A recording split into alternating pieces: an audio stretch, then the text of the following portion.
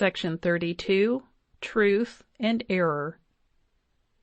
Reflection upon these broad subjects seems to have developed the ambition to systematize all accumulated knowledge and philosophies, from those of the savage and lower barbarian to those of the modern scientific world, thus framing a cosmic compendium at once broader and simpler than any previously conceived.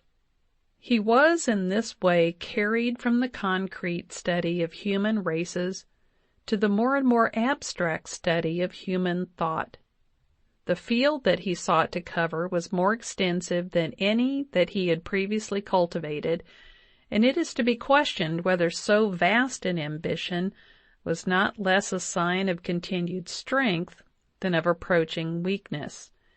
He planned to arrange the entire content of knowledge in a system of 3 parts, the first to deal with nature, the second with man, and the third with mind, and with a view to giving his results a general and hence permanent character, the work was given the form of a trilogy, and was modeled after artistic rather than technical standards.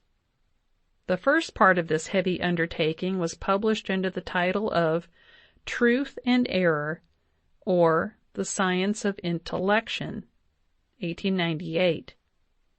The second part appeared in a series of papers in the American Anthropologist, having for titles the names of the pentalogic series given above, and designed for reprinting with additions under the name of Good and Evil. The third part was left unfinished. A devotedly loyal disciple of Powell's says of this work, quote, "The breadth and depth of its foundations were little realized by co-workers, still less by the critics of the preliminary essays. Indeed, the modesty of the author seldom permitted him to see in its full magnitude the mighty task to which he was impelled by the same powerful instinct that inspired his military and exploratory efforts." End quote.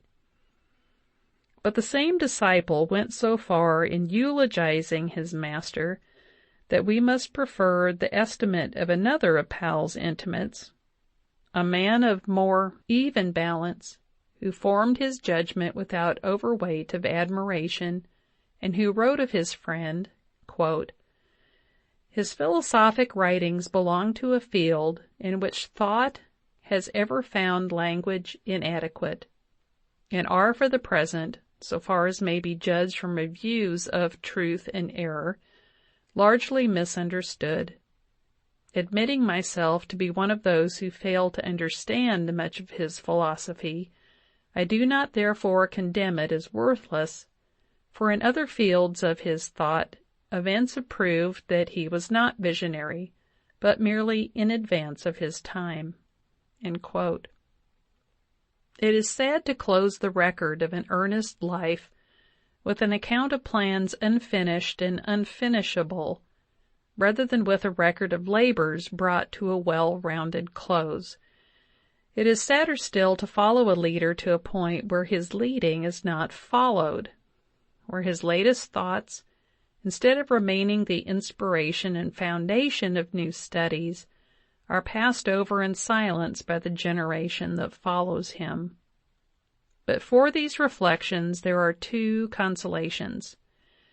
One is the contemplation of the great and enduring work that the leader accomplished in years of fuller strength, and of that some record is here set forth. The other is the loving memory in which he is held by his many friends.